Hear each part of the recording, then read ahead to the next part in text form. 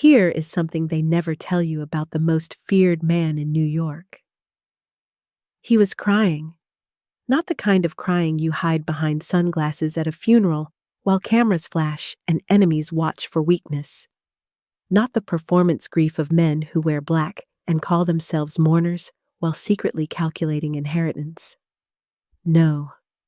This was the kind of crying that breaks a man open from the inside. Silent, shaking, the kind where your chest forgets how to work and your hands don't know what to do with themselves.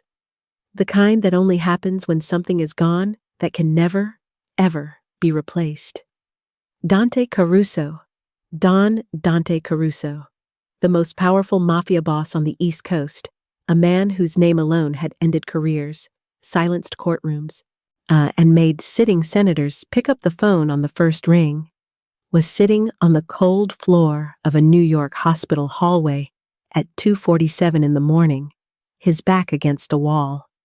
His $5,000 suit jacket crumpled beside him, and he was weeping like a boy, because Marco Vitelli was dead, and nobody was coming back from that.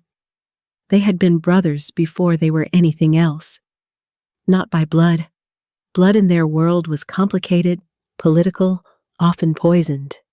But by choice, by years, by the particular sacred geometry of two boys from different neighborhoods who found each other at 14 years old behind a Brooklyn diner, both of them running from something, both of them hungry in ways that had nothing to do with food. Marco had been the one who laughed first. Always. Even at 14, even broke, even scared. Marco Vitelli could find something worth laughing about in any room, any situation, any catastrophe. It was his greatest weapon and his most genuine gift. Dante had been the one who planned, who watched, who saw 3 moves ahead while everyone else was still reacting to the first. Together, they had been unstoppable. For 22 years, Marco had been Dante's right hand, his consigliere, his first call at midnight when something went wrong, and his first call at noon when something went right. He had stood beside Dante when Dante took control of the Caruso family at 27. He had stood beside him through the 5-borough war of 2019, through the federal investigations, through the weddings and the funerals and the quiet dinners where they drank good wine and argued about baseball like regular men pretending the world was simple. And now, a fever had taken him. Not a bullet, not a rival, not the violence their world promised in abundance. A fever, a hospital-acquired infection that the doctors had called aggressive and then catastrophic. And then, with their eyes down, their voices careful, irreversible, Marco had been admitted on a Tuesday for what everyone assumed was exhaustion. By Thursday, the fever had climbed past the point of negotiation. By Saturday night, it was over. Dante had been at his bedside for 4 days straight. He had not slept. He had barely spoken. He had held Marco's hand. This man who had broken other men's hands, who had shaken hands with mayors and police commissioners and men who ran things from shadows, and he had held on until there was nothing left to hold. That was the first thing that happened on that night. The second thing was the nurse. She came down the hallway at 3:15 a.m., small and serious, her sneakers squeaking faintly on the polished floor. She stopped in front of Dante, and she looked at him the way people rarely looked at Dante Caruso. Directly, without flinching, without the particular careful blankness that people practiced when they recognized his face. She looked at him like he was simply a man on the floor who was hurting. "Mr. Caruso," she said quietly, "there's something you need to know." He looked up. Mr. Vitelli updated his legal documents 6 weeks ago.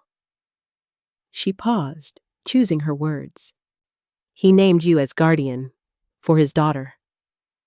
Dante stared at her. His daughter, he repeated. The words felt foreign in his mouth. Iris Vitelli. She's 4 years old.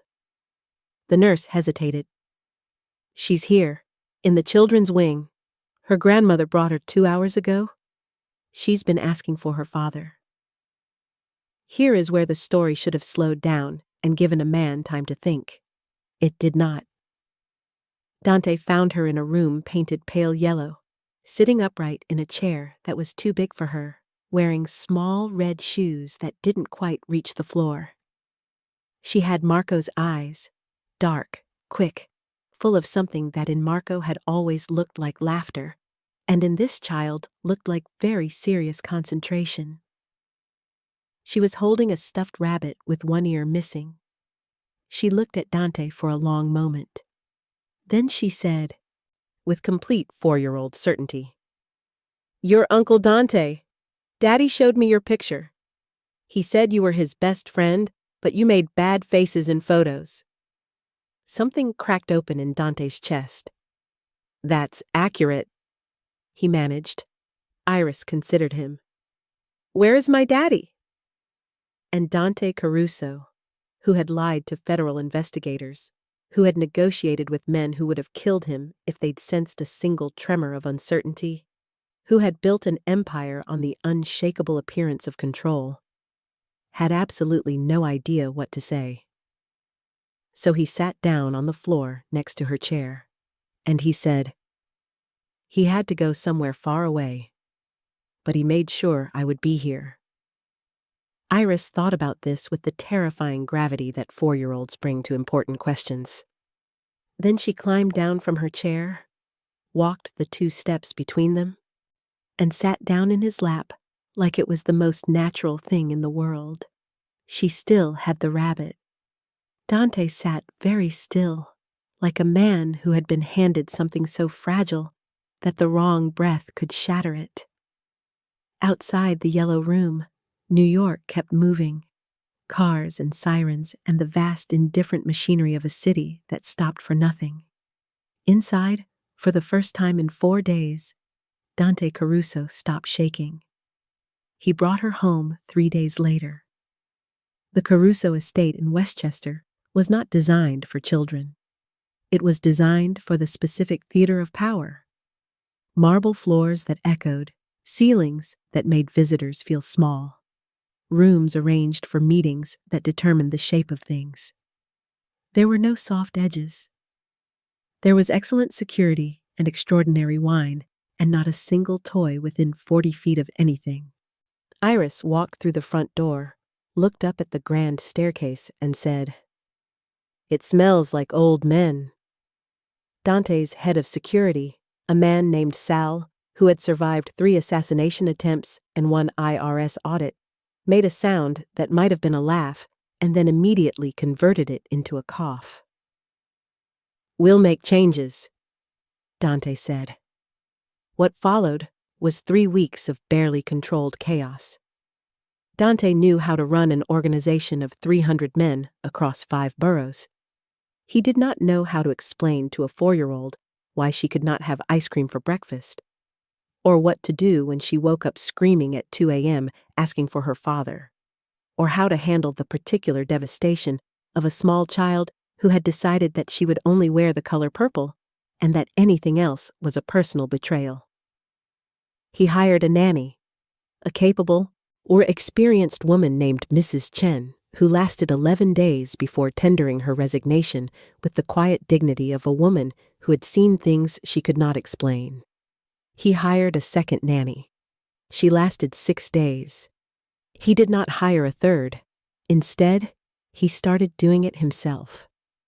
Badly, at first, with the same grinding determination he brought to everything: research, adaptation, sheer refusal to accept failure. He watched videos. He read books. He asked questions of people who found it extremely surreal to be advising Dante Caruso on the correct way to do a 4-year-old's hair. Slowly, imperfectly, something began to take shape. Iris started sleeping through the night. Not every night, but most nights.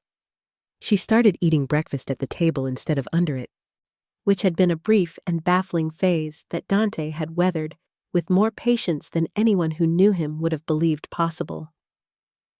She started asking him questions, relentless, unpredictable, occasionally philosophical questions that a 4-year-old had no business asking.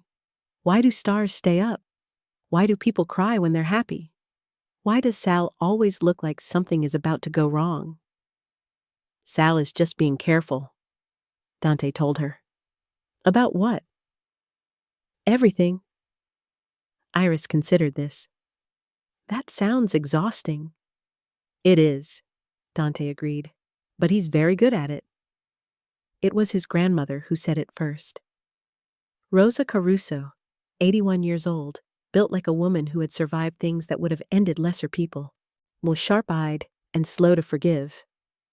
Arrived at the Westchester estate on a Thursday morning without calling ahead, which was her way of announcing that what she had to say was not a suggestion. She sat at the kitchen table and watched Dante cut the crusts off a sandwich with the focused attention of a man diffusing a device, because Iris had recently decided that crusts were unacceptable, and Dante had decided that this was a battle not worth fighting. Rosa watched him for a long time. Then she said, "You need a wife." Dante did not look up. "Good morning, Nonna." "Don't good morning me. Look at yourself." She gestured at him, the cut crusts, the purple sippy cup on the counter, the small drawing of what Iris had described as Uncle Dante being mad at his phone, taped to the refrigerator with excessive tape. "You're doing everything wrong and somehow keeping her alive, which I respect. But a child needs a mother, not a nanny, not a staff, a mother. I'm managing. You're surviving. There's a difference." Rosa folded her hands on the table. "She needs a woman in this house who will love her, not fear you, not work for you. Love her." Dante finally looked at his grandmother. She met his eyes with the particular Rosa Caruso expression that had ended arguments for 6 decades. "The Benedetti family is hosting their annual charity gala next month," she said. "You will go. You will be seen. You will—" She paused, selecting the word carefully. "Consider your options. You're asking me to go find a wife at a party." "I'm telling you," Rosa said pleasantly, "that you will go, because you are smart enough to know I'm right." There was a silence. From the other room, Iris could be heard explaining something at length to her one-eared rabbit. Dante looked at the drawing on the refrigerator. His own face, rendered in purple crayon, with what appeared to be lightning bolts coming out of his head. "Fine," he said. Rosa stood, smoothed her dress, and pressed a kiss to the top of his head, the way she had done when he was 7 years old and had needed reminding that someone in the world was entirely on his side. "Good boy," she said. The Benedetti Gala was held at the Plaza Hotel, which had hosted enough significant events in New York's history that its walls, if they could speak, would have brought down half the city's institutions in an afternoon. Dante arrived late, by design. He wore a black tuxedo, and the particular expression he reserved for rooms full of people who wanted something from him. Around him moved the elite current of New York society. Old money and new money, and money that had changed its name twice. People whose legitimacy varied considerably beneath the surface of their formal wear. It was his old friend Nico Ferrante who found him first. Nico was technically a real estate developer. He was actually something considerably more complicated, which was why he and Dante understood each other perfectly and had for 15 years. He was charming in the way that people who are genuinely intelligent are charming. Effortlessly, almost accidentally, like he couldn't quite help making the room more interesting just by being in it. "You actually came," Nico said, while handing Dante a drink he hadn't asked for. "My grandmother has opinions." "Rosa always has opinions," usually correct ones. Nico scanned the room with the easy competence of a man who cataloged people the way others cataloged furniture. So, what exactly are we looking for tonight? Someone who will love a 4-year-old girl unconditionally and not care about the rest of it. Nico was quiet for a moment. That's either the simplest requirement or the most impossible one. I know. There's a woman, Nico said, not pointing, not gesturing, just shifting his gaze slightly to the right in a way that only Dante would have caught. Over by the east windows, Sophia Reyes. She's been here 45 minutes and has rejected 4 conversations and 2 drink offers. Nobody can figure out if she's bored or dangerous. Dante looked. The first thing he noticed was that she was not performing. Every other person in the room was performing in some way. The calculated laugh, the strategic positioning, the careful management of who saw them talking to whom. Even the boredom some of them displayed was performed, a signal of selectivity meant to raise their own value. The woman by the east windows was simply standing there. She was watching the room the way a writer watches a room, not looking for opportunity or threat, but for truth. The small, precise observations that other people missed.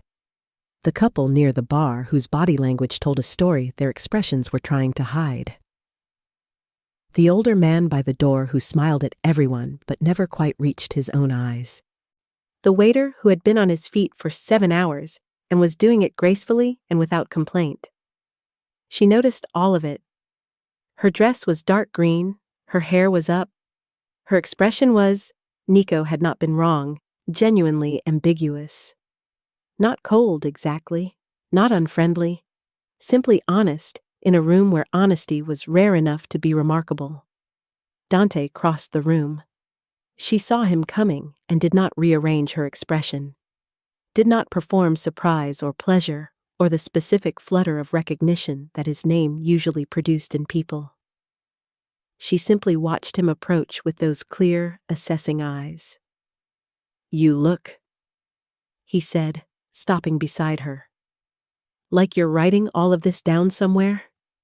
She turned to look at him fully. What makes you say that? The way you watch people. You're not networking. You're not socializing. You're documenting. Something moved in her expression. Quick, involuntary, there and gone. And you, she said, look like a man who came here for a specific reason and is currently questioning his methodology. Dante almost smiled. Sophia Reyes. Dante Caruso. She said his name without the weight most people gave it, not dismissive, just level, as though his name was information and not an event. I know who you are. Most people do. Most people know your reputation. That's different from knowing you. He looked at her for a moment. What do you know about me? That you're more careful than your reputation suggests. That you came to this party because someone told you to, not because you wanted to. And that whatever you actually came here looking for... She paused. And for just a second, something in her expression went complex and unreadable. You weren't expecting to find it in a conversation. The chandeliers above them threw gold light across the room. From somewhere in the city outside, far below the plaza's high windows, a siren wailed and faded. Dante thought about Iris at home, probably explaining something important to her rabbit. Can I get you a drink? He said. Sophia Reyes looked at him for one more long moment. Then, and it arrived slowly, like something she hadn't entirely decided to give, she smiled. Sure, she said, but I want you to know I'm going to be honest with you, even when it's inconvenient. I'm counting on it, Dante said. And somewhere in the vast machinery of that night, the grief still fresh, the child sleeping in a house built for power and not for love, the city turning outside the windows. Something shifted, not resolved, not simple, but shifted. 3 weeks after the gala, Dante knew 2 things with certainty. The first was that Sophia Reyes was unlike anyone he had encountered in 22 years of navigating a world full of extraordinary and dangerous people. She was brilliant, not the performed brilliance of people who wanted to seem intelligent, but the real kind, the kind that was sometimes inconvenient and occasionally uncomfortable, and never, ever boring. She asked questions nobody else asked. She said things nobody else said. She made him laugh in the middle of sentences that weren't supposed to be funny, and she seemed faintly annoyed by this, as though laughter was something that happened to her against her better judgment. Then Iris had met her twice, once at a carefully arranged lunch, once at a park in Central Park on a Sunday afternoon that Dante had contrived to seem accidental and that Sophia had almost certainly seen through immediately. Both times, Iris had ignored every social instinct and simply walked up to Sophia and started talking, the way children do when they have identified something real in a person and decided formality is a waste of time.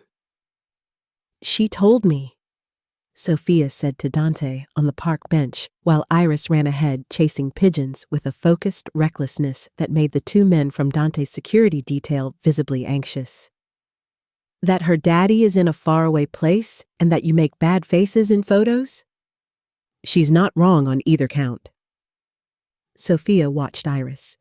Her expression did something complicated. "She's remarkable," she said quietly. "She's carrying something enormous, and she's doing it so bravely." She paused. "So are you." It was the first time anyone had said that. Dante looked at her. Sophia seemed to realize she had said something more honest than she'd intended, and looked away, back at Iris, who had now appointed herself the official supervisor of a pigeon dispute. The second thing Dante knew with certainty was this. He needed to tell Sophia the truth about what he was asking. Not the version that was easy. The real version, that he was a man whose world came with costs, that loving anything connected to him required a particular kind of courage, and that Iris deserved someone who went in with eyes fully open. He had been building to it. He did not get the chance. Because that evening, while Dante was preparing for their dinner, Nico called. And Nico's voice had the quality it only ever had when something was very wrong. "There's a problem," Nico said. "About Sophia Reyes." Dante went still. "What kind of problem?" "The kind," Nico said carefully, "that you need to know about before you go any further. Because if you find out later, from someone else, it will be worse." The city hummed outside. Somewhere in the east wing, Dante could hear Iris singing to herself, one of the made-up songs she had started composing, tuneless and earnest and somehow perfect. "Tell me," Dante said, and Nico told him. Whatever Dante Caruso had expected to hear about Sophia Reyes, it was not that. Nico did not speak quickly. That was the thing about Nico Ferrante that most people misread.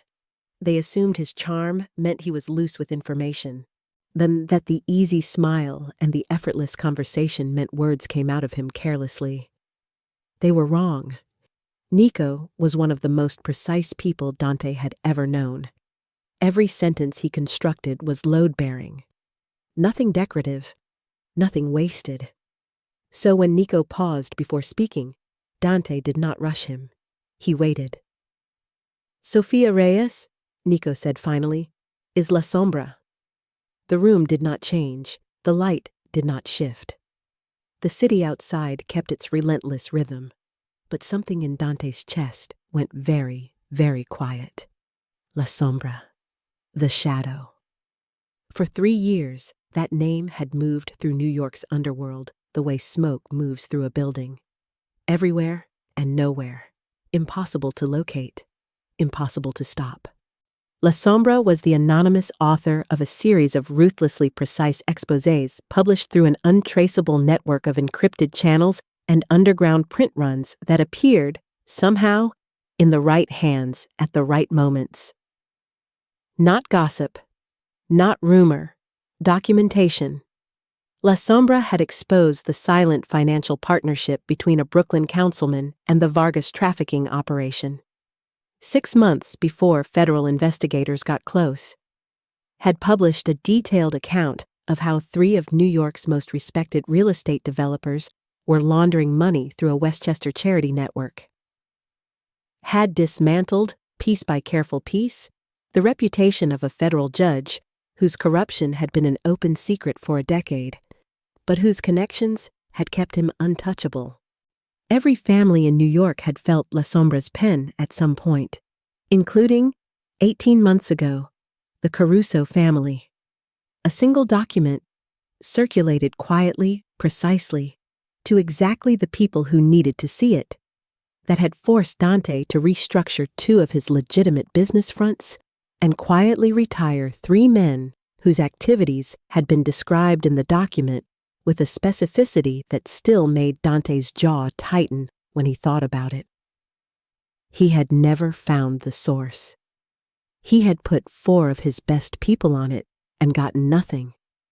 And now Nico was telling him that La Sombra, the shadow that had been a splinter in his organization for 18 months, was the woman he had been having dinner with for 3 weeks. The woman his dead best friend's daughter had decided, with the unerring instinct of a 4-year-old, gained to trust completely. "How sure are you?" Dante asked. His voice was entirely level.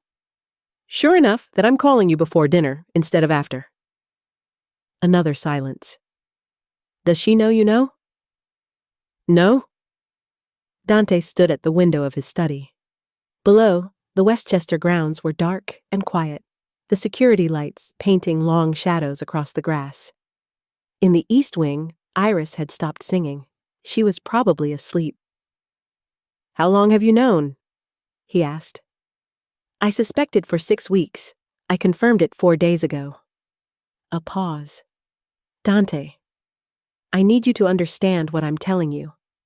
She's not an enemy. Everything La Sombra has published has been accurate. Every target has been genuinely corrupt. She's not working for a rival family. She's not being paid by anyone we can identify. She appears to be doing it because she believes it's right." "That," Dante said quietly, "is almost more complicated." "I know." Dante looked at his own reflection in the dark window, a man he had been looking at for 41 years and still occasionally failed to recognize. "Thank you," he said. "What are you going to do?" Dante thought about Sophia at the park bench. She's carrying something enormous, and she's doing it so bravely. So are you. She had known. When she said that, she had known about herself, and she had said it anyway, as though she was trying to tell him something in the only language she currently had permission to use. "I'm going to have dinner," Dante said. He did not confront her at dinner. This was a decision, not an avoidance. Dante Caruso had not survived 22 years in a world full of people who wanted leverage over him by reacting before he understood. Reaction was for amateurs. Understanding was the only real currency. So he watched her. Across the table at a quiet restaurant in the West Village, the kind of place that had no name on the door, and where the owner understood that certain guests valued invisibility. He watched Sophia Reyes talk about a documentary she had seen about deep-sea ecosystems and about how the city's affordable housing crisis was a policy failure that was being deliberately mischaracterized as a market inevitability, and about the specific sadness of watching a neighborhood lose its last old bakery to a juice bar. She was funny about all of it, precise and funny, which was a difficult combination, and she made it look effortless. And underneath the observation, underneath the conversation, underneath the wine and the candlelight, and the particular warmth that had been building between them for 3 weeks, Dante was doing what he always did. Reading. Not for deception. He found none. Sophia Reyes was, as far as he could determine, constitutionally incapable of the kind of flatness that deception required. Her face was too alive, too responsive, too precisely honest about what she thought of things. What he was reading was something more specific. He was reading the weight she was carrying. It was there.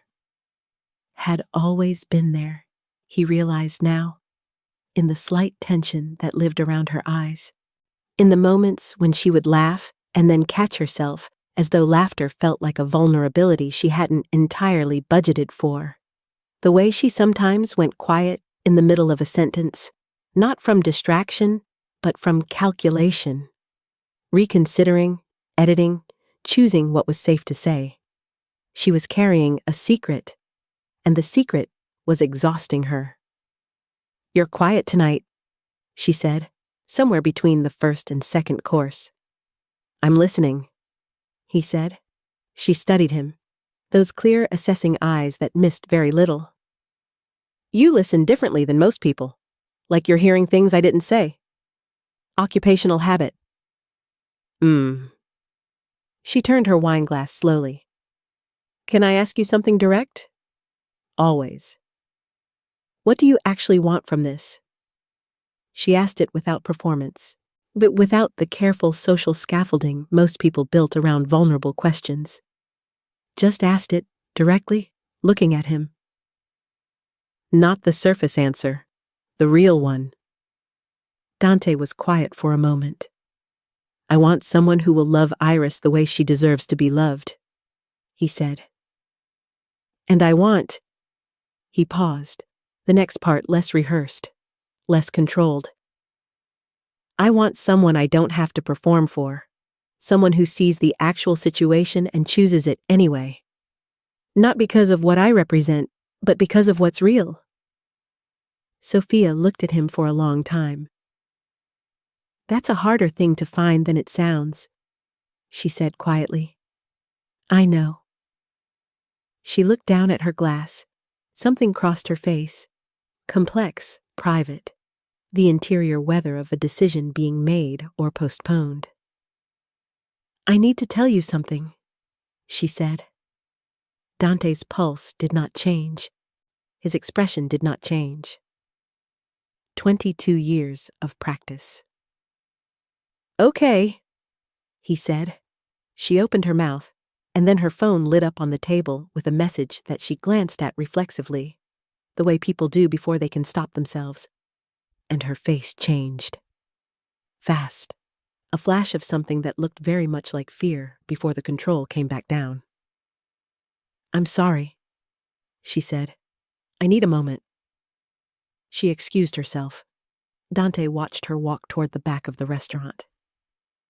He gave her 45 seconds. Then he looked at the table, not at her phone, which she had taken, but at the small physical tells she had left behind. The way her napkin had been folded and refolded. The half-inch of wine she hadn't touched since the message arrived. Someone had reached her. Someone who frightened her. And from the nature of that fear, controlled, practiced, the fear of someone who had been managing a specific threat for a long time, Dante would have bet his life that whoever had sent that message knew exactly who La Sombra was. Her name was Camilla Greco. Dante's people found this out in 48 hours because Dante asked the question, and Dante's people were very good at finding answers. Camilla Greco was 34 years old, the daughter of a mid-level New York political operative, and she had grown up on the periphery of exactly the kind of old-money social network that Sophia Reyes moved through. She was, by most observable metrics, a successful event coordinator with an impressive client list and a social media presence that projected effortless elegance. She was also, Dante's people determined, systematically blackmailing 3 people, and had been for 2 years. The specific nature of the blackmail varied. One victim was a city official. One was the wife of a financial consultant. One was a woman who ran a private charity. And now, apparently, She had identified Sophia. What Camilla Greco did not know, what almost nobody knew, was the precise nature of what she was holding over Sophia. La Sombra's identity was potentially valuable depending on who bought it and how they used it. In certain hands, it was a scandal. In others, it was a threat. In the wrong hands, it was a death sentence. Dante sat with this information for a full day before he made any decisions. He thought about Marco, who would have had something useful to say about all of this, and whose silence was still, after months, a thing Dante had not fully learned to stop expecting. He thought about Iris, who had this week developed a theory that her rabbit's missing ear had been stolen by a very sneaky bird, and who required, apparently, a thorough investigation before bedtime.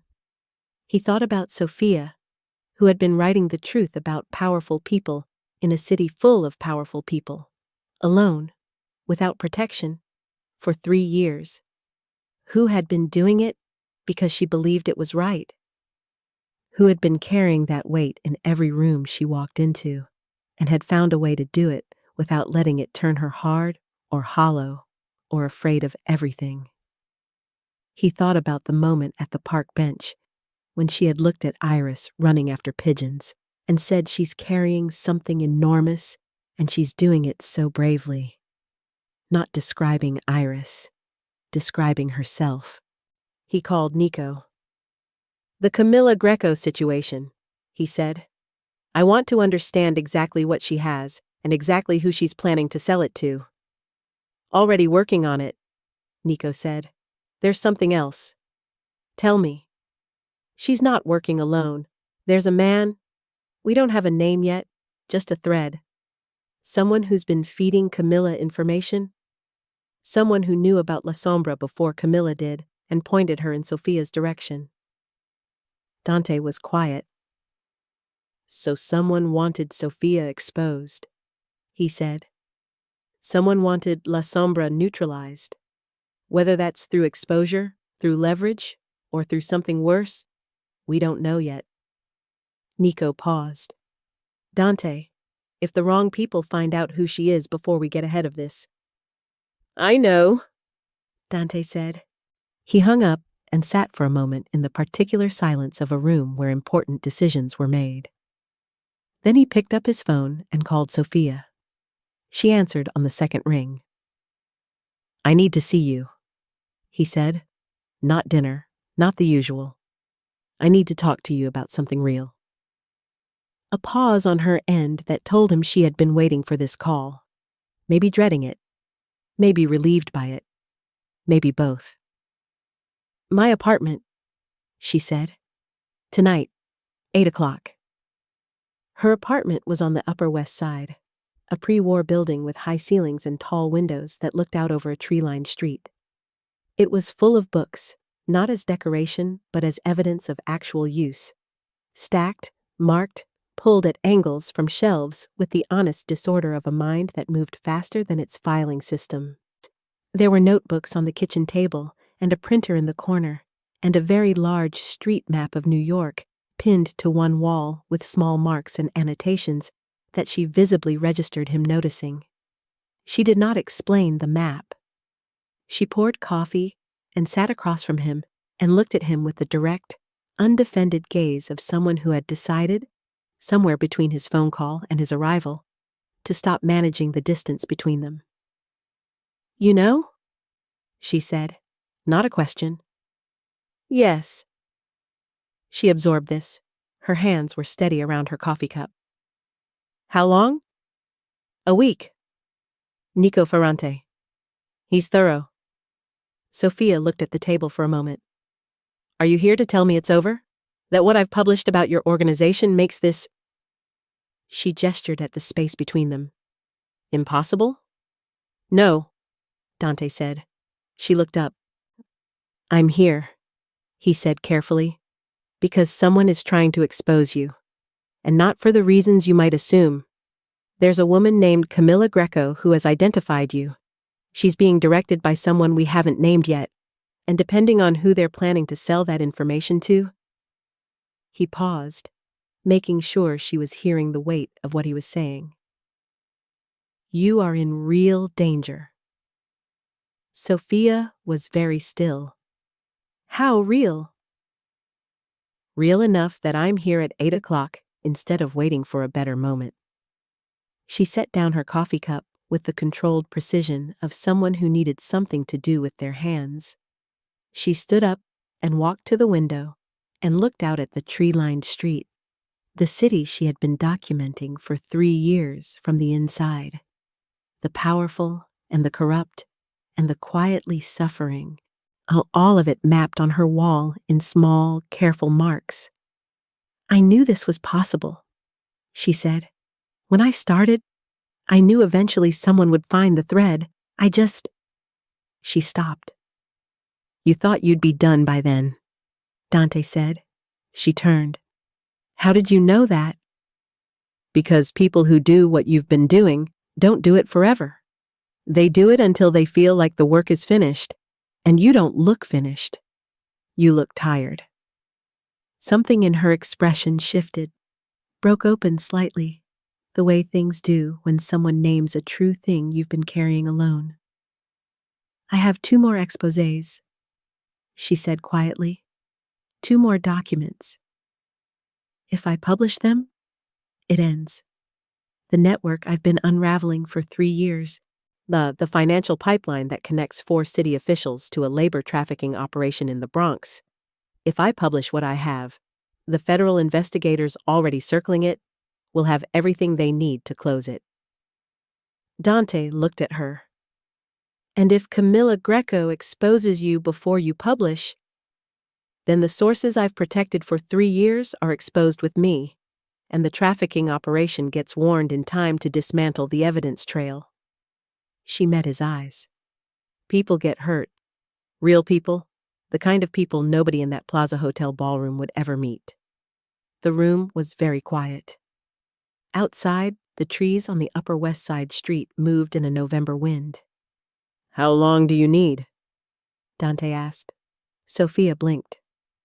What? To finish the 2 documents. Publish them safely. How long? 2 weeks. Maybe 3.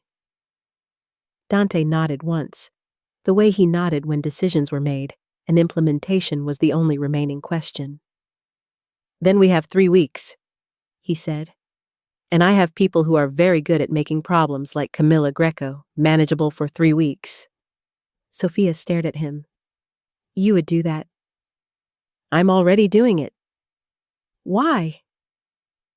The question hung in the apartment, among the books and the notebooks and the annotated map of New York, under the high pre-war ceilings, in the honest disorder of a life lived in pursuit of something worth the cost. Dante looked at her for a long moment. Because Marco would have, he said finally. Because Iris deserves to know a woman like you. And because... He stopped, and what came next was quieter, less constructed, the unrehearsed kind. Because what you've been doing matters. Why, and you've been doing it alone for too long. Sophia Reyes, who had faced down 3 years of isolation and fear, and the particular loneliness of carrying a secret that could not be shared, looked at him with an expression that was not quite tears and not quite relief, and was entirely, precisely, real. Okay? She said. Just that. Okay. But the way she said it contained everything that couldn't quite be said yet. The Russo Foundation benefit was held 2 weeks later. It was the kind of event that required attendance. The interconnected web of New York's legitimate and semi-legitimate power structures demanded visibility at certain moments, and the Russo benefit was one of them. Dante went. Sophia went, separately and then together, which was itself a statement that certain people noted and certain people found interesting for various reasons. The evening proceeded with the elegant tedium of its kind. Speeches and courses and the particular performance of generosity that people put on when the room is watching. At 9:47 p.m., the lights went out. Not a power flicker. A deliberate, total darkness that lasted 4 seconds and felt considerably longer. When the emergency lighting came up, amber and low, casting the grand ballroom in the colors of an old photograph, the screaming started from the east side of the room. 2 men, moving fast through the crowd near the main bar. Not robbers in any conventional sense. Too targeted, too deliberate. Pushing through the panic with the specific, focused motion of people who had come for something particular and intended to leave with it. What happened next occurred in approximately 90 seconds. Dante moved left, toward the sound of a woman's cry near the bar, where a man in a dark jacket had a grip on a woman's arm and was attempting to separate her from the crowd with the kind of practiced efficiency that spoke to repetition. Dante removed him from the situation with a minimum of visible effort and a maximum of effectiveness. The way a man moves when violence is a language he is entirely fluent in. On the other side of the room, Sophia Reyes, whom Dante would later reflect, had the particular reflex of someone who had spent 3 years making powerful people angry and had made certain private preparations for this possibility, picked up a decorative candlestick from the nearest table and put it to immediate and efficient use against the second man, who had been moving toward a woman near the eastern exit. The second man went down. Sophia stood over him with the candlestick and the expression of someone who had made a clear and considered decision. The emergency lights hummed. Around them, New York's finest and most powerful stared. Dante crossed the room to her. She looked at him, a small cut on her left hand from something she'd grazed in the dark. Perfectly steady, the candlestick still in her right hand, while angled with the unconscious practicality of someone who had not yet decided it was over. "Are you hurt?" he said. "No."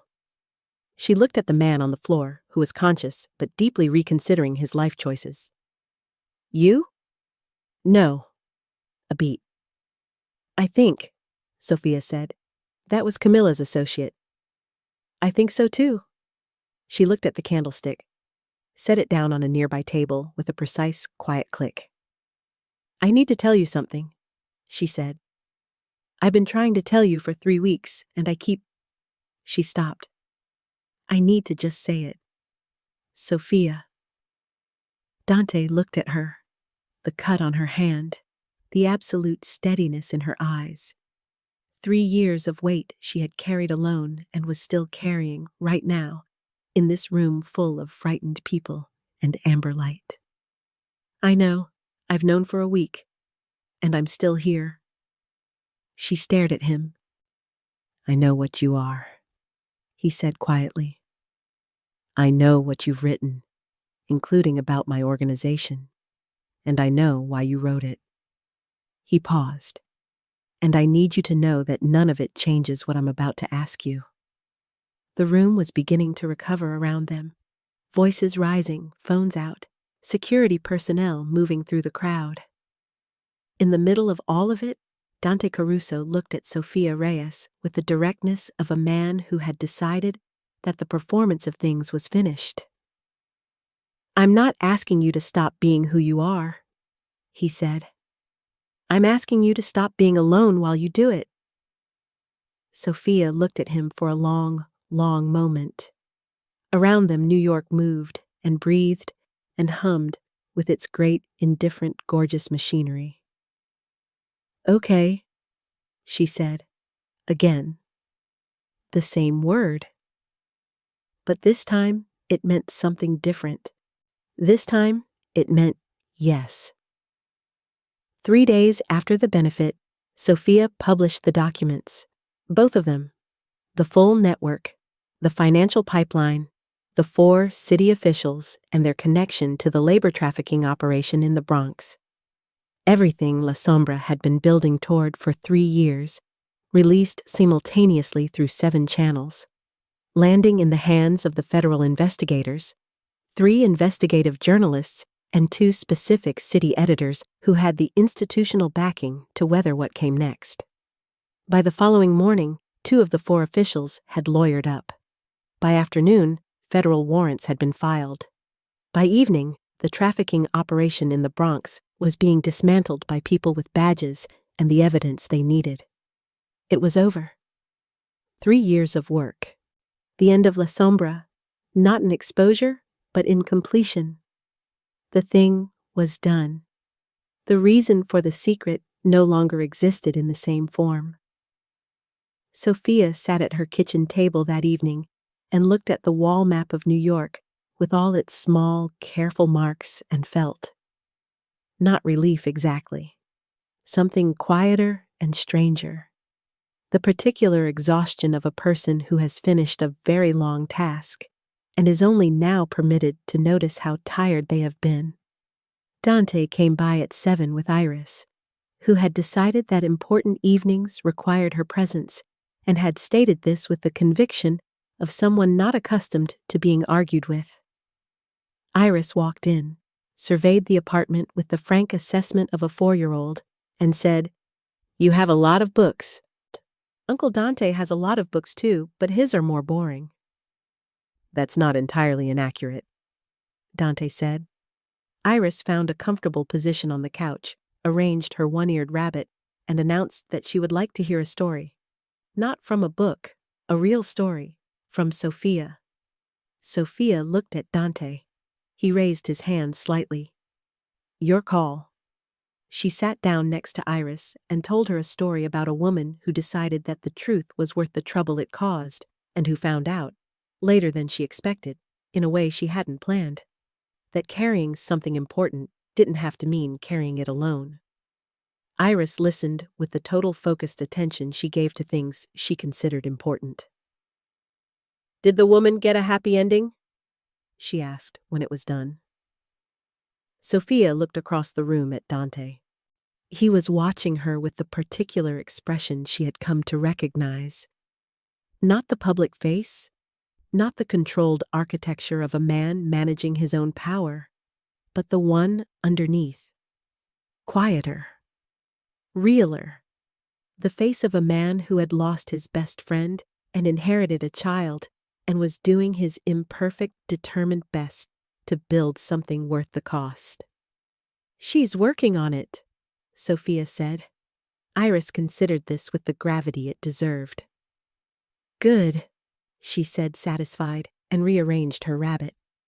But 6 hours later, at 1:17 in the morning, Sophia's phone rang. Unknown number. She answered. "La Sombra," said the voice on the other end. Female, controlled, with the specific register of someone who had been waiting a long time to make this call. "We should meet, tonight. There's something you need to know before tomorrow." "Come alone?" Sophia sat up in the dark of her apartment. "Who is this?" A pause. "Someone who knows everything," the voice said. "And someone who, if you don't come tonight, will make sure everyone else does by morning." The line went dead. Sophia sat in the dark for a moment. Then she did 2 things. She got dressed, and she texted Dante, "Don't call, don't come. I need to do this part alone. Trust me." She turned off her phone before his reply could arrive, and she walked out into the New York night. The address was a parking structure on West 46th Street. 4 levels, open sides, the kind of place that exists in every city as functional infrastructure, and that becomes, at 1:30 in the morning, something considerably more sinister. Not because of what it is, but because of what it reveals about the person who chose it. Someone who wanted exposure. Open air, multiple exits, the ambient noise of Midtown Manhattan providing cover without providing witnesses. Someone who had thought about this. Sophia climbed to the 3rd level on foot, her breath visible in the November cold, her footsteps precise and unhurried. She had made the decision in her apartment, and she had not unmade it on the way here. This was the particular quality she had that most people who knew her in only one context never got to see. The absolute stillness at the center of her. The place that did not negotiate with fear. 3 years of La Sombra had required that stillness constantly. She had learned to live there. The third level was empty, except for 6 parked cars and one woman standing near the far railing. How looking out at the midtown skyline with the posed composure of someone who had rehearsed this moment. Camilla Greco. She was exactly what Dante's people had described. Well-dressed, self-possessed, with the specific grooming of a woman who understood that appearance was armor. She turned when she heard Sophia's footsteps and smiled the way people smile when they believe they have already won. "You came alone," Camilla said. "You asked me to. Most people would have brought backup." "I'm not most people." Camilla's smile shifted slightly, recalibrating the way people do when the person across from them fails to perform the expected fear. "No, I suppose you're not." She reached into her coat and produced a phone, turned the screen toward Sophia. A photograph. Sophia at her desk, the annotated wall map visible behind her, Mia notebook open in front of her, taken through the window. "I've been thorough." "I can see that. I have documentation, enough to identify you publicly and irrefutably as La Sombra." Camilla tilted her head. "The question is what it's worth to you to keep that from happening." Sophia looked at the photograph. Then she looked at Camilla. "Can I ask you something?" she said. Camilla gestured. "Go ahead." "The man who pointed you toward me, the one who knew about La Sombra before you did and handed you my name." Sophia watched Camilla's composure flicker, just slightly, just for a half second, but it was there. "Did he tell you what I published 3 days ago?" A pause. "He mentioned—" "I published everything," Sophia said.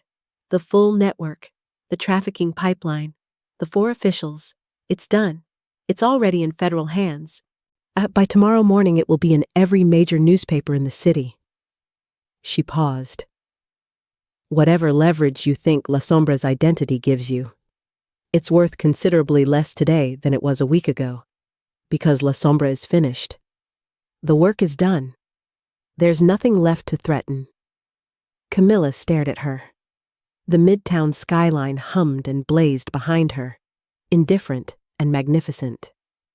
"You still have a reputation," Camilla said, but the certainty had gone out of her voice, just enough to be audible.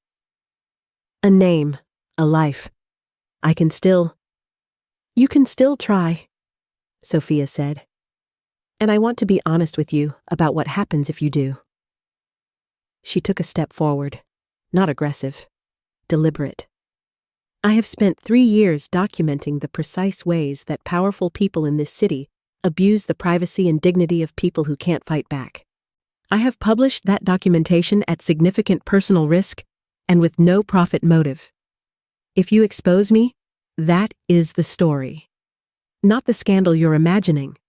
The story of a woman who spent 3 years telling the truth and was targeted for it." She paused. "And I should probably mention, since we're being honest, that I am no longer alone." Camilla's eyes moved, past Sophia toward the stairwell. "He's not here," Sophia said. "I came alone like you asked, but he knows I'm here, and he knows your name, and the name of the man who sent you." She let that land. "Think about what that means for your current business model."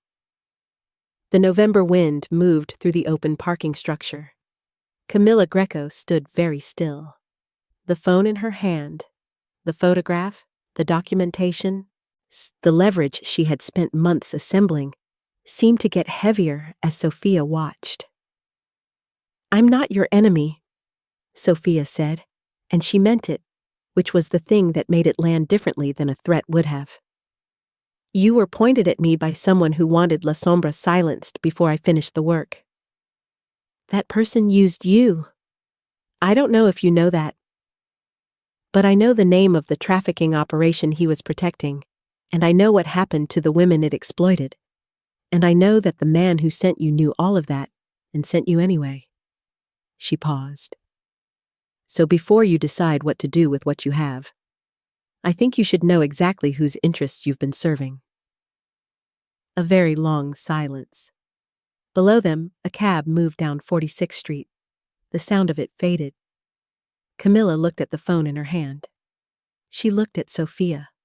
And then, slowly, with the expression of someone whose calculation has reached an unexpected conclusion, she put the phone in her pocket. "The man who contacted me," she said quietly. "His name is Gerald Price." Sophia went very still. "City Council, 15th District," Camilla continued, her voice flat and precise, the composure now serving a different function. Not aggression, but damage control. The specific efficiency of a woman who had decided that the ship was sinking and was going to swim. "He found me 8 months ago. Told me you were dangerous. That what you were publishing was destabilizing legitimate operations." A short, hollow laugh. "I didn't know what the operations were. I didn't ask." "I know," Sophia said. "He's going to come after you directly. Now that I've—" She stopped. "Now that this didn't work. He'll escalate." "I know that too."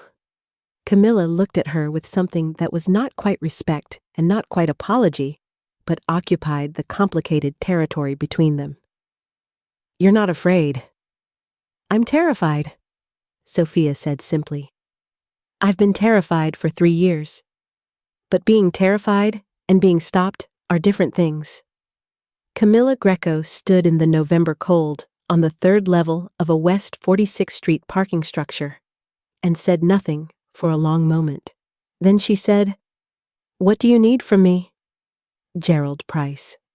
Dante heard the name at 2:14 a.m. when Sophia walked back into his Westchester study, having texted him from the cab, having given him enough information to keep the emergency response he had already organized from deploying, and said it out loud in the particular tone of someone delivering intelligence rather than a confession. Dante already knew the name. Gerald Price, City Council, 15th District, had been a peripheral figure in 2 of La Sombra's earlier documents. Not a primary target, not named directly, but present in the financial architecture of the networks Sophia had exposed. A man who had spent 20 years building a public identity as a reformer and a clean government advocate while quietly protecting the infrastructure that made the trafficking pipeline profitable. A man who had, in the 3 days since Sophia's final publication, watched the careful architecture of his second life begin to crack under the weight of federal attention. A man who had, apparently, decided that the source of his problems needed to be addressed directly. Dante sat behind his desk and listened to Sophia lay out what Camilla had told her. He did not interrupt. When she finished, the room was quiet.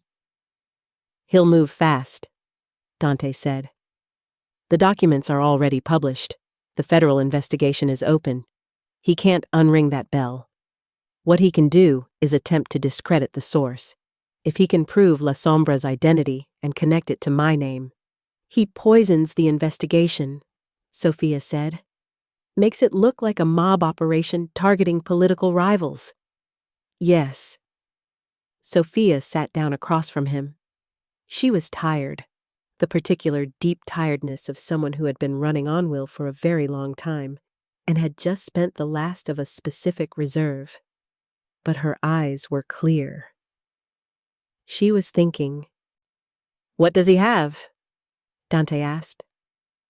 Camilla gave him photographs and partial documentation. She says she gave him less than she told him, that she held back the most specific material. Sophia paused. "I don't know how much to trust that. Enough to work with, not enough to rely on." Dante was quiet for a moment. "Nico has been building a file on Price for 6 weeks, since we started looking into who sent Camilla. There's material there. Enough to make a federal investigator very interested in a very specific set of financial transactions from 2019 to present."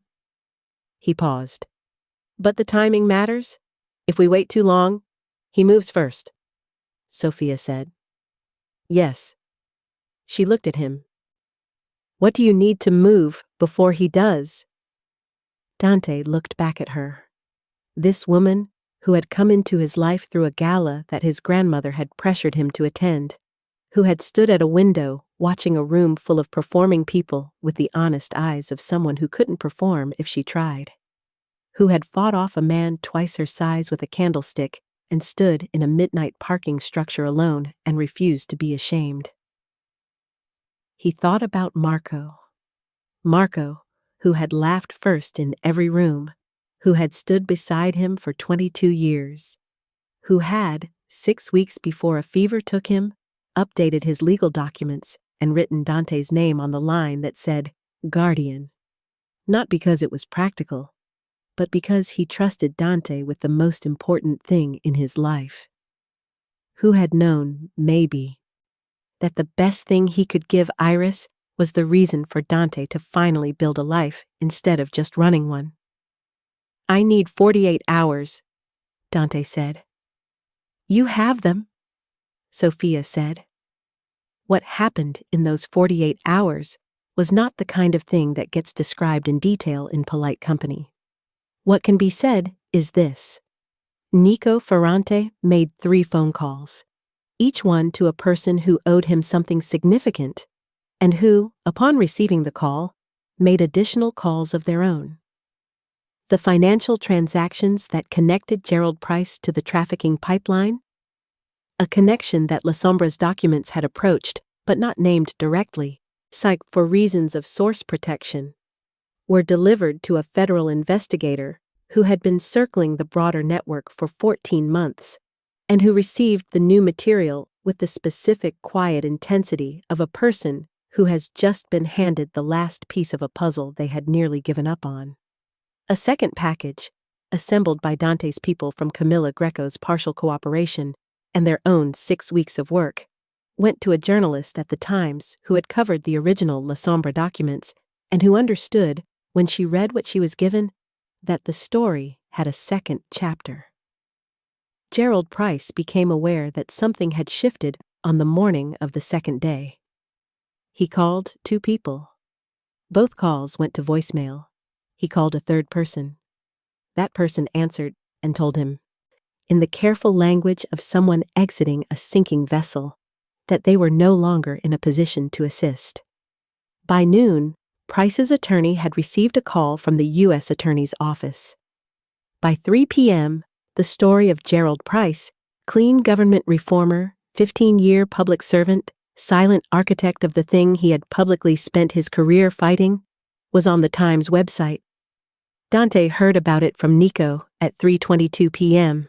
He was in the kitchen at the time, cutting the crusts off a sandwich because Iris's position on crusts remained firm, and Dante had long since accepted this. He put down the knife and stood for a moment in the kitchen of his house.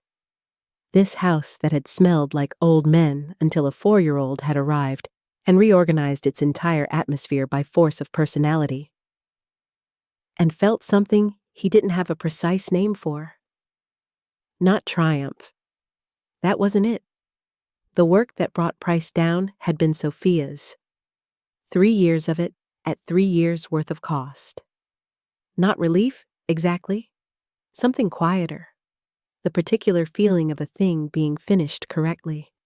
Of a weight that had been pressing on several people for a long time, lifting with enough grace to mean something. Iris came into the kitchen and looked at the sandwich.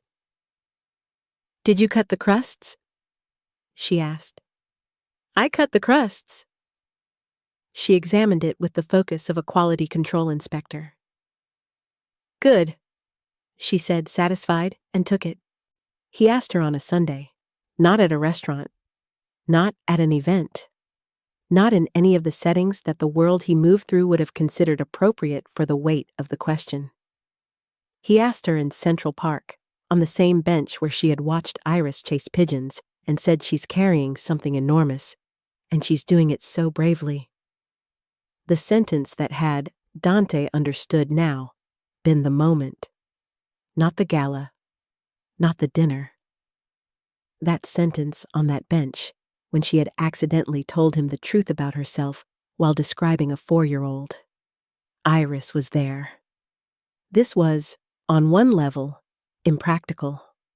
On another level, it was the only arrangement that made any sense, because the question was not only about Dante and Sophia. It had never been only about that. The question was about what they were building and who it was for, and whether they were willing to say so out loud on a Sunday morning in November, with the city doing its usual gorgeous, indifferent thing all around them. Iris was feeding pigeons with the focused generosity of a small person who has decided this is the morning's primary purpose. Dante and Sophia sat on the bench. He didn't have a speech. He had considered one and abandoned it because everything he composed felt like it was describing the situation from the outside, and what he wanted was to say something true from the inside. "I need to tell you what I'm actually asking," he said. Sophia looked at him. "I'm not asking you to marry the version of me that shows up at galas. I'm asking you to choose the whole thing. The complications, the costs. The fact that my world will require things of you that aren't fair." He paused. "I'm asking you to be Iris's mother, which is the most important thing I've ever asked anyone for anything. And I'm asking you to keep being exactly who you are. The writing, the honesty, the candlestick." She almost laughed. "All of it. I'm not asking you to fit into my life. I'm asking if we can build something that fits both of us." Sophia looked at him for a long time. Across the path, Iris had run out of bread and was now explaining something at length to a pigeon that had stayed despite the food being gone. Negotiating, apparently. The pigeon seemed unmoved, but attentive. "When Marco made you her guardian," Sophia said slowly, "he knew what he was doing." Dante was quiet. He knew that the thing you needed, the thing that would make you build a life instead of just running one, was someone to build it for. She looked at Iris, then back at him. "He gave you her, and she led you to me." She paused. "I think he knew that too. I think people who love somebody well enough can see around corners." Dante had not thought of it that way. He thought of it now. Marco, who had laughed first in every room and who had, 6 weeks before the end, sat down and updated his legal documents with the specific, quiet deliberateness of a man who was seeing around corners, who had written Dante's name and known exactly what it would mean. "Yes," Sophia said. Simple, clean. The way she said everything that mattered. Yes to all of it. The complications and the costs and the honest, inconvenient conversations and Iris and the whole impractical, enormous thing. She looked at him with those clear eyes that had never once performed what they didn't mean. Yes. Across the path, Iris had apparently resolved her pigeon negotiation and came running back with the particular full-speed confidence of a child who has decided something important has been decided. She looked at their faces. She looked at the way they were looking at each other. 4 years old, with her father's quick dark eyes, and the one-eared rabbit tucked under her arm, and the morning light on her face. "Are you getting married?" she asked. Dante looked at Sophia. Sophia looked at Dante. "Yes," they said. Iris considered this with appropriate gravity. "Okay," she said. "Oh, but I want a purple dress." They were married in the spring. Not the event that New York's social architecture would have designed for them. Not the plaza, not the 600 guests, not the performance of significance that significant people were expected to give. A ceremony in the Westchester Gardens, 80 people. The kind of gathering where everyone present was there because they were genuinely loved, and not because their attendance was politically necessary. Rosa Caruso, 81 years old, and dressed in a shade of cream that she had selected with the precision she brought to everything, sat in the front row and watched her grandson marry a woman who had once published a document that forced the restructuring of 2 of his business operations. And she felt, she would tell her friend Carmela afterward, entirely satisfied with how things had turned out. Nico stood beside Dante and managed to be charming even while standing still, which was simply his nature. Iris wore purple. The dress was extraordinary, deep violet, with small white flowers at the hem, selected after a negotiation process that had taken 3 weeks and involved more opinions than the average peace treaty. She walked in front of the bride with the formal gravity of a child who understands that she has been given an important job and intends to execute it flawlessly. She did. Sophia walked through the Westchester gardens on a May morning, with the light coming through the trees in the particular way that May light comes through trees in New York. Generous, forgiving, full of the specific promise that follows a hard winter. And she looked at the man standing at the end of the aisle and felt something she had not expected to feel when she had walked into the Benedetti Gala in her dark green dress and positioned herself by the east windows to watch a room full of people perform. She felt like she had arrived somewhere, not at a conclusion. She was too honest for that, too clear-eyed about how much real life was made of continuation rather than resolution, but at a place. A real, true, specific place that had her name on it and room for everything she actually was. She said yes again at the altar. It sounded the same as the first time. It meant everything. The years that followed were full. Full in the way that only real things are full. Not the performed fullness of lives lived for outside consumption, but the actual dense, complicated, beautiful weight of a life built from scratch by people who chose it deliberately.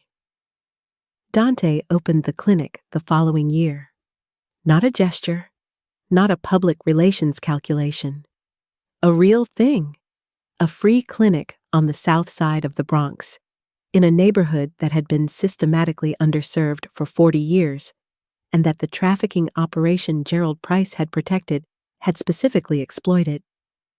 He funded it through 3 of his legitimate business interests and staffed it with people who were paid properly and treated well, and who stayed, mostly because the work meant something. He did not put his name on it. He put Marco's name on it.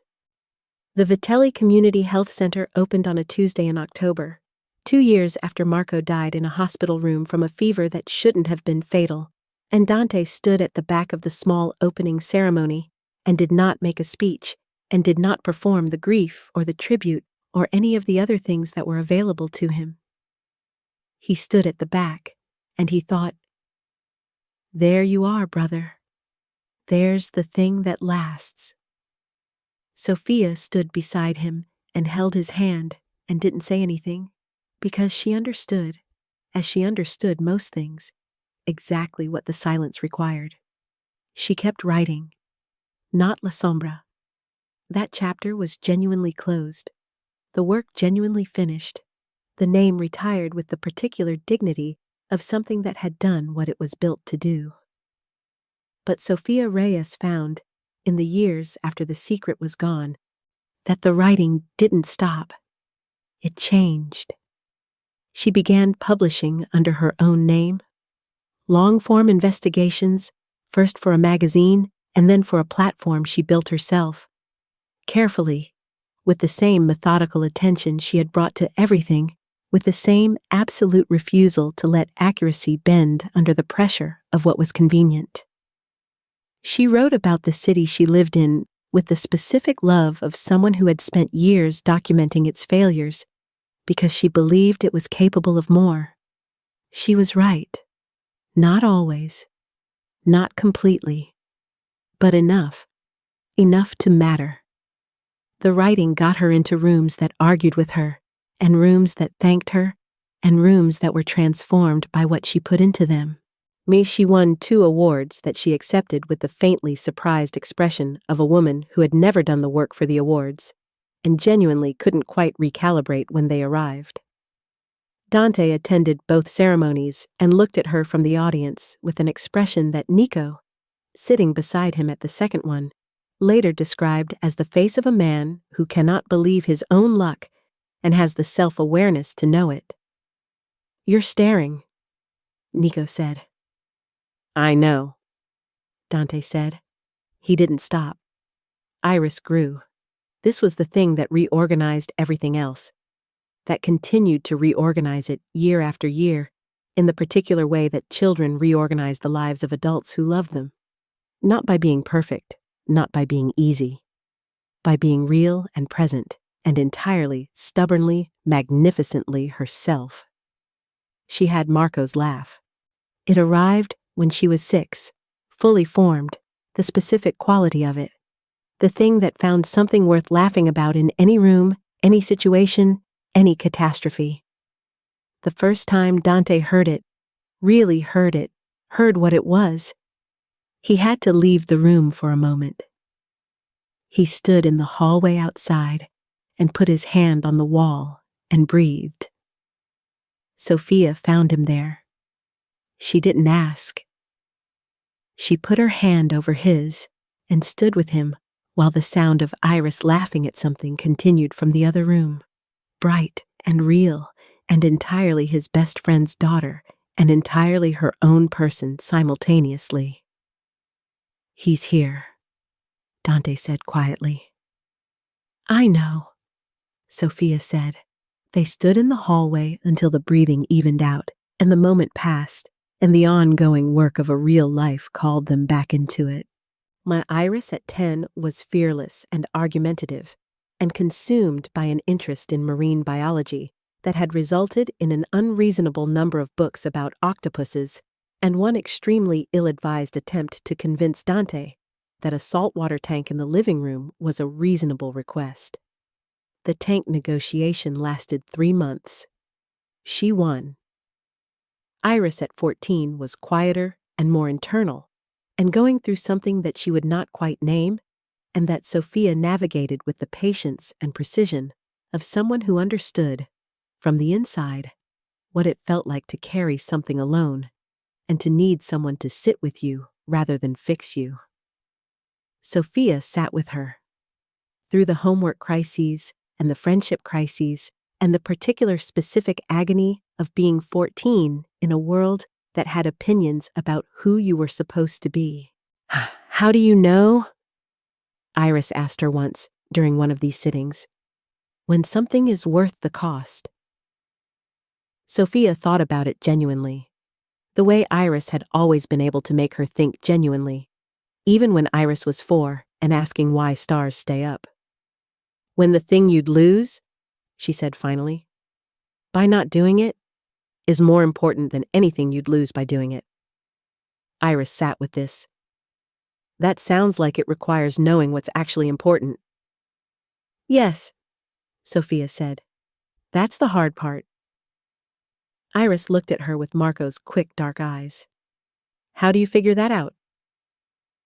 "You make mistakes, you pay attention, you find people who are honest with you." Sophia paused. "And you don't confuse what's loud for what's real." Iris was quiet for a moment. "Is that what you did?" "Eventually," Sophia said. "It took me a while." "Did Uncle Dante help?" Sophia smiled. "He showed up at the right time, which is not the same as making it easy, but it meant I didn't have to figure it out alone." Iris thought about this with the serious attention she had been bringing to important questions since she was 4 years old, sitting in a too-big chair in a pale yellow hospital room, holding a rabbit with one ear. "Daddy chose him for me," she said. It was not a question. "Yes." "He was good at that, choosing the right person?" "He was," Sophia said. "He really was. There is a photograph. It was taken on a Sunday in October. Iris is 16, tall and dark-eyed, and wearing, for reasons she declines to explain, a purple jacket. Sophia is laughing at something just outside the frame. Dante is looking at Sophia laughing, with the expression Nico once described, and which has not changed in 12 years. In the background, through the window, you can see the Westchester grounds in fall color, red and gold, and the particular amber of late October light that makes everything look like it has been here a long time and intends to keep being here. The rabbit is somewhere in the house, still one-eared, kept in Iris's room on a shelf between the marine biology books, because some things you hold on to not because they are useful, but because they are true. Marco Vitelli updated his legal documents 6 weeks before he died. He wrote his best friend's name on a line that said, Guardian. He wrote it knowing what it would cost Dante, and what it would give him, and what Iris would need, and where the whole impossible thing might lead if Dante was brave enough, and lucky enough, and present enough to follow it. He wrote it at 2 p.m. on a Thursday afternoon in a lawyer's office in Lower Manhattan, and then he went home and had dinner with his daughter, and read her a story, and held her hand while she fell asleep. He saw around corners. The best ones always do. Dante Caruso built something worth the cost. Not because grief became simple, it never did. Not because the world he moved through became clean, it never could. But because he chose, again and again, in the small daily increments that real love is actually made of, to build towards something rather than simply maintain something. He learned to cut crusts. He learned to sit on floors. He learned that the most important things a man can do are often the quietest ones. The hand held in the hallway, the name on the clinic door, the Sunday mornings in Central Park, the honest conversation chosen over the comfortable silence. He learned these things from a 4-year-old girl in red shoes who had her father's eyes and her own particular lightning, and from a woman by the east windows who had been watching a room full of performing people and waiting, without quite knowing she was waiting, for someone who didn't need her to perform. And from a man who had died of a fever at 43 and had seen, from wherever you see these things, exactly what his best friend needed. Rest easy, Marco. We've got her. She's magnificent. The one-eared rabbit sat on the shelf. The city kept moving. And in a house that used to smell like old men, something warm and real and genuinely built kept growing.